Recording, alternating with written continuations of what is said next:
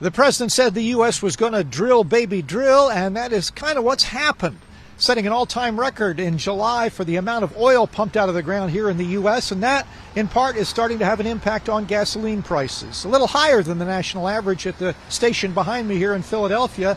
We're down to $3.07 for the average gallon of regular nationally. That's about a nickel cheaper than it was a week ago, a dime cheaper than a month ago, and it's not nickels and dimes when you fill up your tank.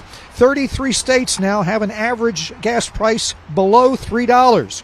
Oklahoma leads the way on the low end, $2.57. No surprise, California on the high end at $4.66.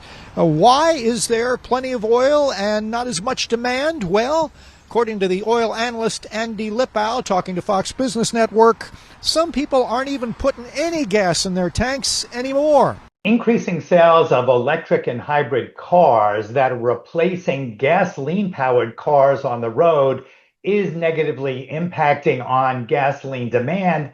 And of course, that helps temper increases in gasoline prices into the future.